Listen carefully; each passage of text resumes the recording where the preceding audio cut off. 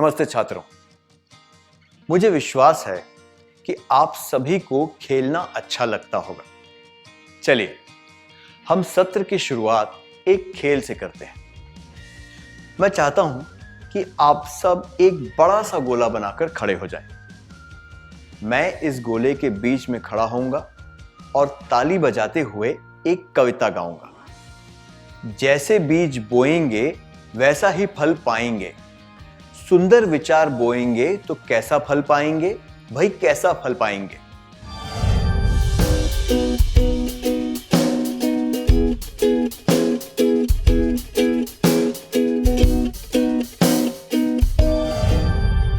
आप भी मेरे साथ गाना और गोले में घूमते जाना। मैं अचानक गाना रोक दूंगा और एक संख्या जोर से बोलूंगा। आपको तुरंत उस संख्या के समूह बनाने होंगे। उदाहरण के लिए यदि मैं 3 बोलूं तो आपको 3-3 लोगों के समूह बनाने होंगे। यदि मैं 4 बोलूं तो आपको 4-4 के समूह बनाने होंगे।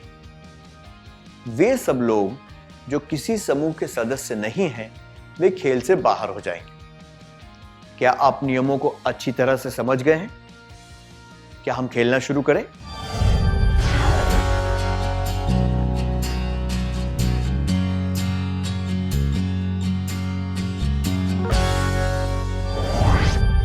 क्या आपको खेल में मजा आया?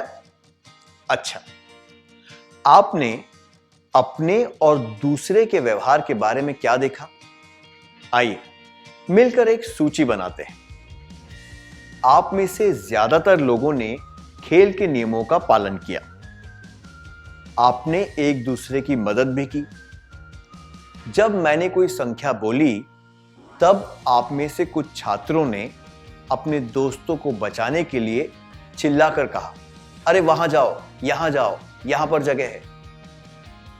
कभी कभी आपने दूसरों को अपने समूह में आने से मना भी कर दिया। आपको डर था कि कहीं संख्या से अधिक सदस्य होने के कारण आपका समूह बाहर ना हो जाए।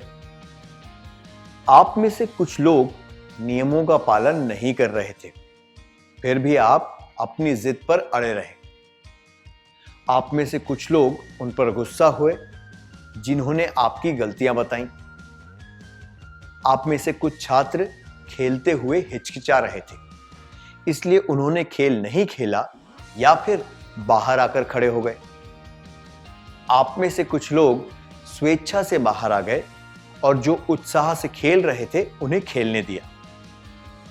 आप में से कुछ लोगों ने दूसरों को बलपूर्वक बाहर कर दिया जो आपके समूह में घुसने का प्रयास कर रहे थे।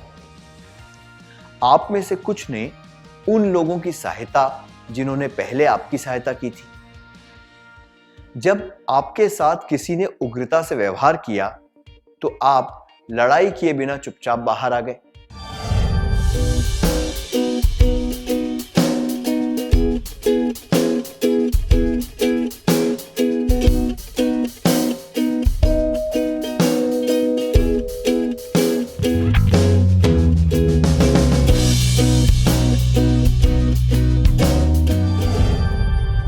आपने ऐसा क्यों किया? क्योंकि आपके कुछ लक्षणों ने आपसे ऐसा व्यवहार करवाया। चलिए पता लगाते हैं कि किसी निश्चित प्रकार के कार्य के साथ कौन से लक्षण जुड़े होते हैं।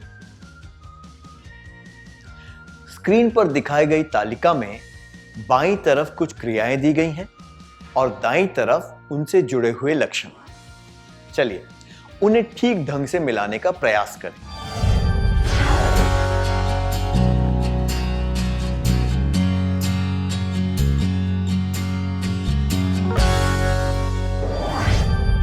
क्या आपने इन्हें ठीक ढंग से जोड़ा है? क्या हम जवाबों की जांच कर लें?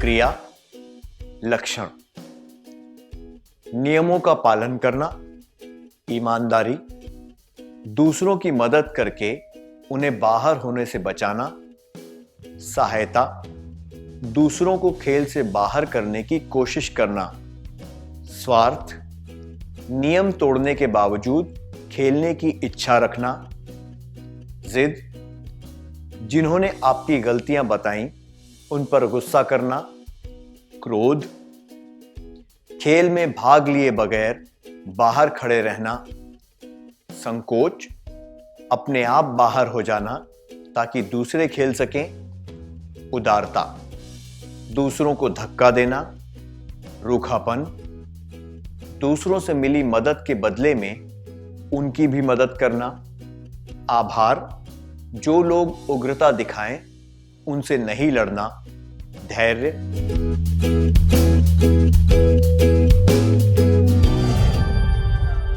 आपके कुछ लक्षणों को दूसरों ने खुशी से स्वीकार कर लिया, पर आपके कुछ लक्षण अस्वीकार्य थे, इसलिए उन लक्षणों से जुड़े व्यवहार को उन्होंने नहीं स्वीकारा।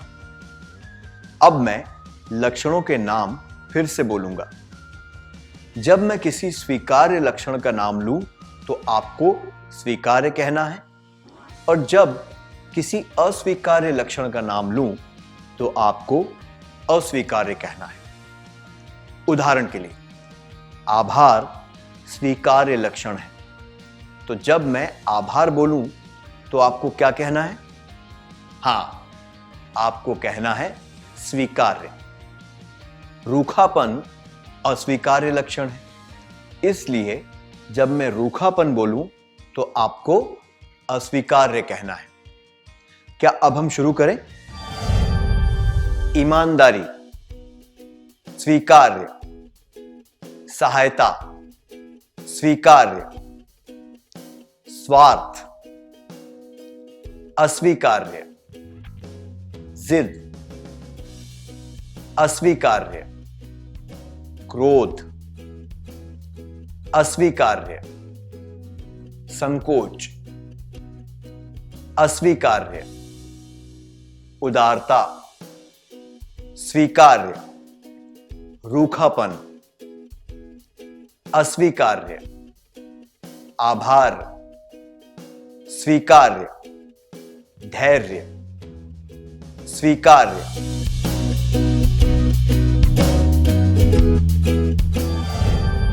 स्वीकार्य, ईमानदारी, सहायता, उदारता, आभार, धैर्य, अस्वीकार्य, स्वार्थ, जिद, क्रोध, संकोच, रूखापन।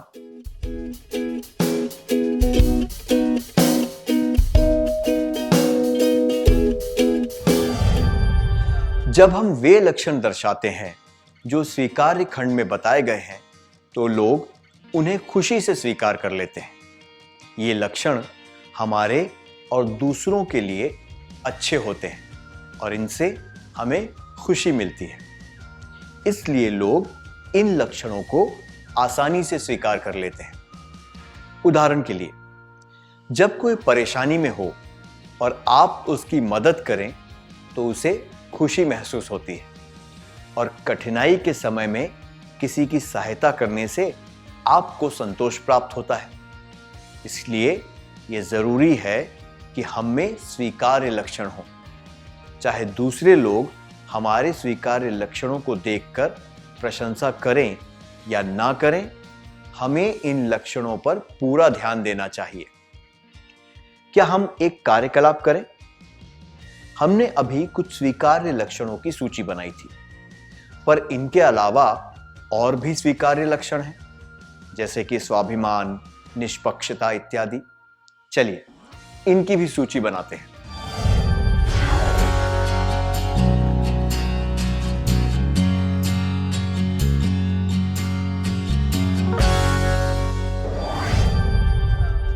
अन्य स्वीकार्य लक्षणों की सूची बनाने के लिए धन्यवाद। क्या आपने सूची में दया भाव, समयनिष्ठा, मेहनत, सहानुभूति, विनयशीलता, साहस और क्षमा भाव को भी शामिल किया है?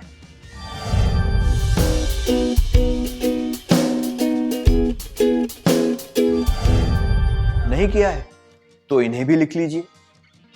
खेलते समय जब आप कुछ अस्वीकार्य लक्षण दर्शाते हैं तो लोग उन्हें नापसंद क्यों करते हैं? ऐसा होता है क्योंकि ये लक्षण ना तो हमारे लिए अच्छे होते हैं और ना ही दूसरों के लिए। उदाहरण के लिए, यदि आप किसी को उग्रता से धक्का देते हैं तो क्या दूसरे लोग ये पसंद करेंगे या इसकी प्रशंसा करेंगे? नहीं, वे सोचेंगे कि आपने ऐसा क्यों किया और शायद ये भी सोचें कि आप उनके साथ भी ऐसा बर्ताव कर सकते हैं। इसलिए हमें सचेत होकर इन लक्षणों को बदलने का प्रयास करना चाहिए। ऐसे लक्षणों को बदलने से कई लोगों ने जीवन में सफलता प्राप्त की है। क्या हम एक और क्रियाकलाप करें?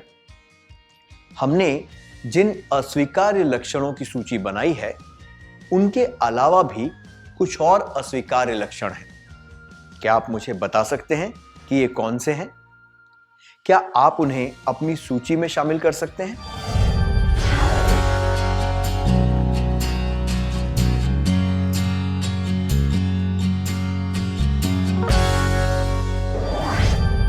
अस्वीकार्य लक्षणों की सूची बनाने के लिए धन्यवाद। अपनी सूची में आलस्य, लालच और ईर्ष्या को भी शामिल कर लें।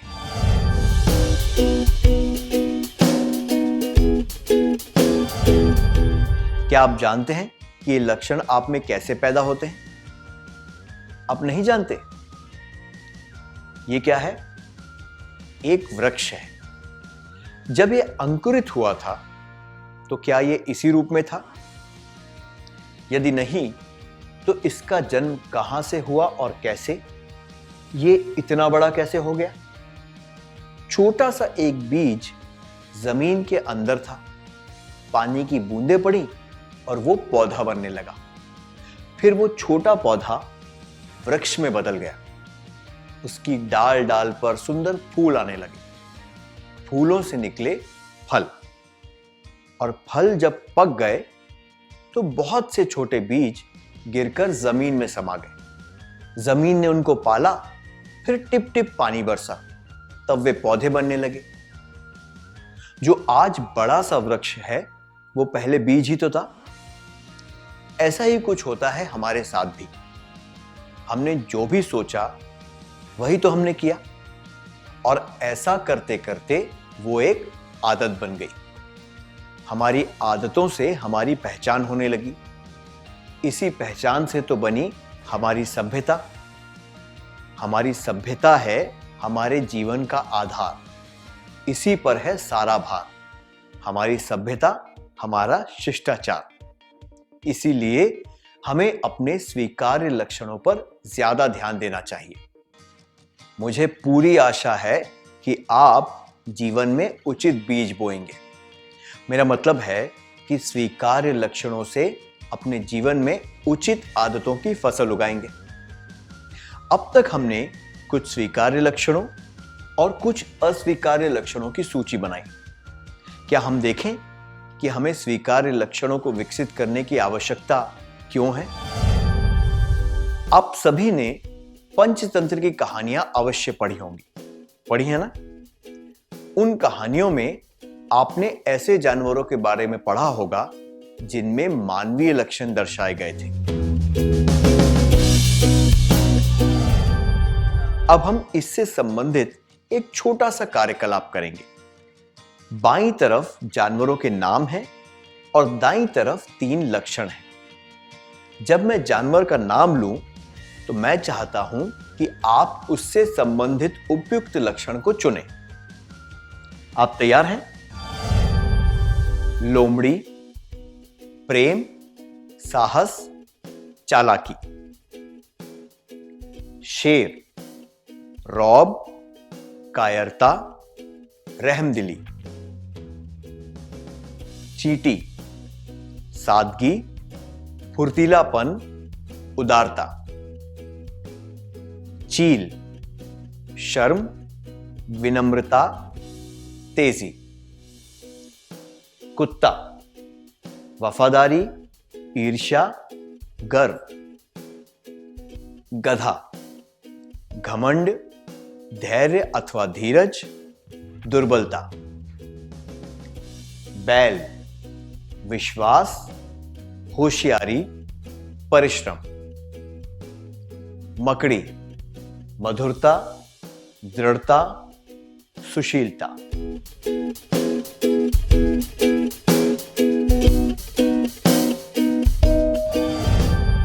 बहुत अच्छा, सही उत्तर है लोमड़ी, चालाकी।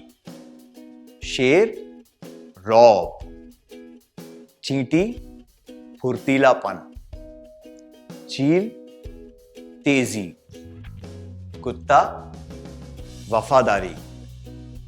गधा, धैर्य अथवा धीरज। बैल, परिश्रम। और मकड़ी, दृढ़ता।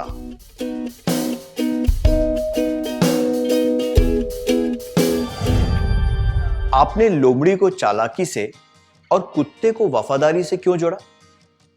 क्योंकि कहानियों में इन जानवरों ने ये लक्षण बार बार दर्शाए थे और अब ये लक्षण उनसे जुड़ गए हैं। उसी प्रकार हम जो लक्षण दर्शाते हैं वे हमसे जुड़ जाते हैं। उदाहरण के लिए, यदि हम हमेशा चेहरे पर मुस्कान रखें तो हम प्रसन्नचित्त माने जाएंगे।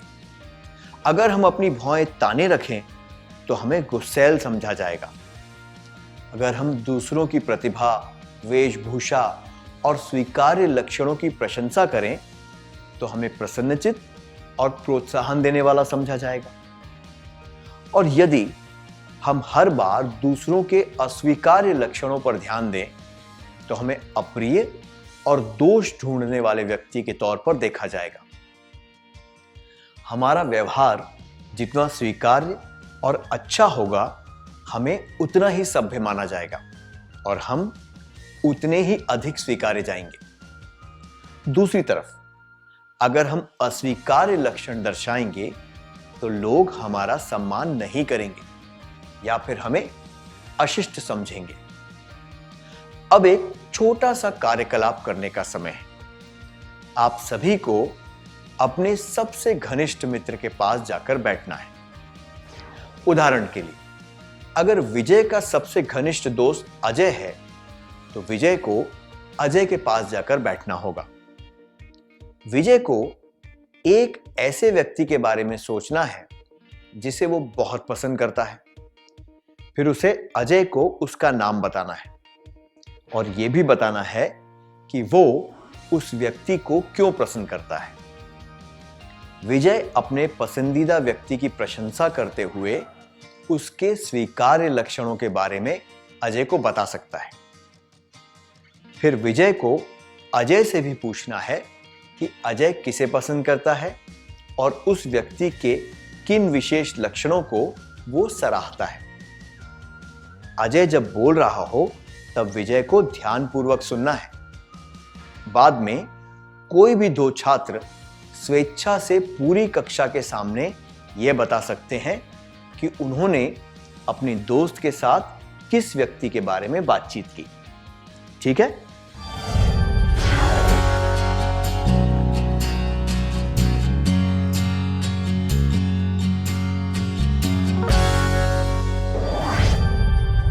यह अच्छी बात है कि आपने दूसरों के स्वीकार्य लक्षणों पर ध्यान दिया। आपको अपने माता पिता, शिक्षक, दोस्त और शुभ चिंतकों के स्वीकार्य लक्षणों को पहचानना चाहिए और उन लक्षणों को अपने जीवन में लागू करने की कोशिश करनी चाहिए। यदि आप ऐसा करते हैं तो मुझे विश्वास है कि आप दूसरों की नजरों में एक सम्माननीय और आदर्श व्यक्ति बन पाएंगे। क्या हम अगले कार्य पर चलें? जिस तरह आपने दूसरों में स्वीकार्य लक्षण देखे, उसी प्रकार आपको अपने अंदर भी स्वीकार्य लक्षण ढूंढने हैं। आपको अपने दोस्त से भी कहना है कि वो खुद के स्वीकार्य लक्षणों को पहचाने। इसके बाद में आप में से कोई दो छात्रों को स्वेच्छा से पूरी कक्षा के सामने इसके बारे में बताना है।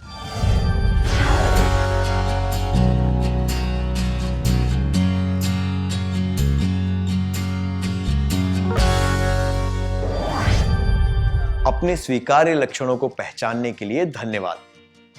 हम सभी में कुछ अस्वीकार्य लक्षण भी होते हैं।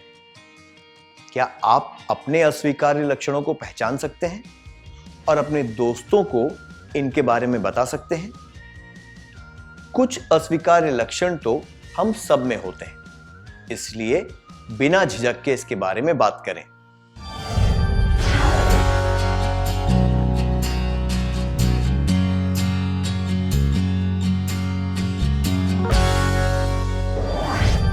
अपने विचारों को खुलकर और स्पष्ट रूप से बताने के लिए धन्यवाद।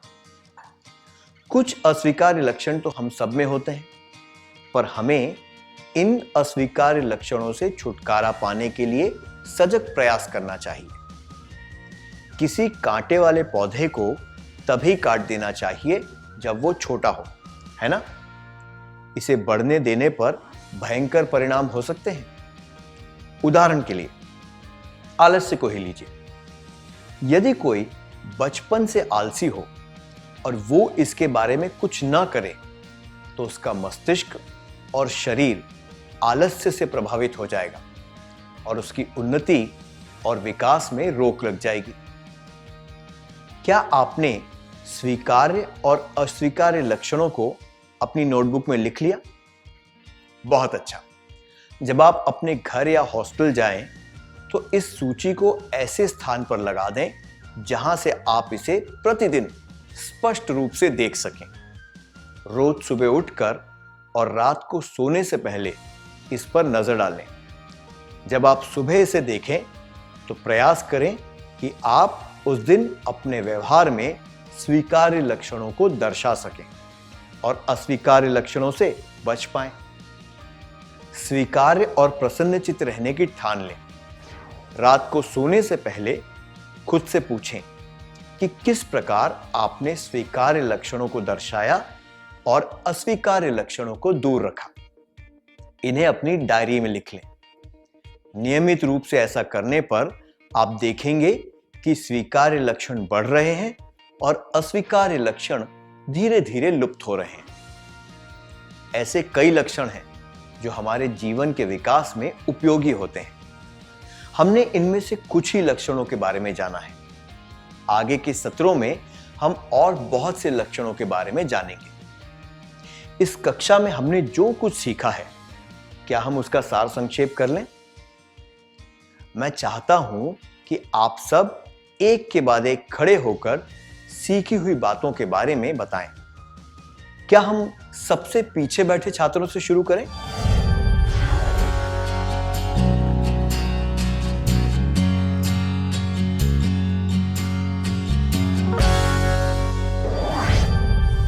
हमारे लक्षण हमारा स्वभाव बन जाते हैं। हम लक्षणों को स्वीकार्य और अस्वीकार्य के तौर पर लिख सकते हैं। स्वीकार्य लक्षण हमारे और दूसरों के लिए अच्छे होते हैं। अस्वीकार्य लक्षणों से किसी को कोई फायदा नहीं होता। हमें अपने स्वीकार्य लक्षणों को बनाए रखना चाहिए और अस्वीकार्य लक्षणों से छुटकारा पाना चाहिए।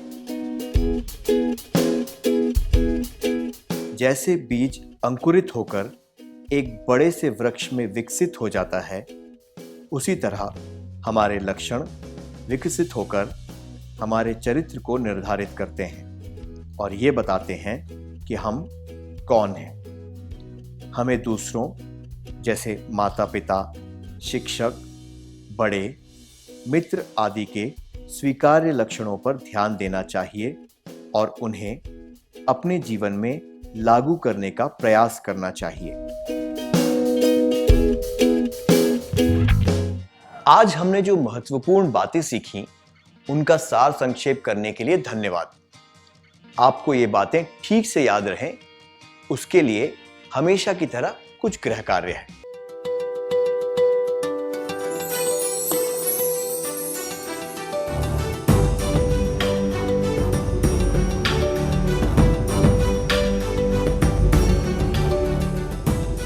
प्रश्न 1, अपने स्वीकार्य लक्षणों की सूची बनाएं। क्या आपने सूची बनाई है? क्या आप में से कोई 2 छात्र अपनी सूची जोर से पढ़कर सुना सकते हैं?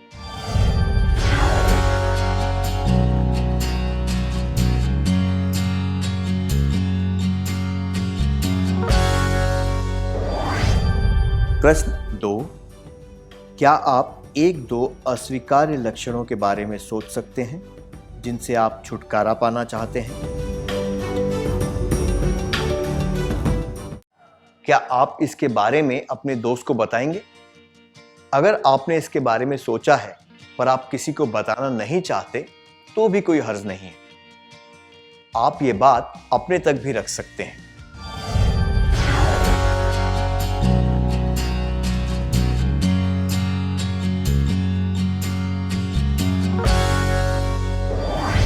प्रश्न 3, अपने करीबी लोगों के कुछ स्वीकार्य लक्षणों की सूची बनाएं। क्या आप में से कुछ छात्र इस सूची को कक्षा के सामने पढ़कर सुना सकते हैं?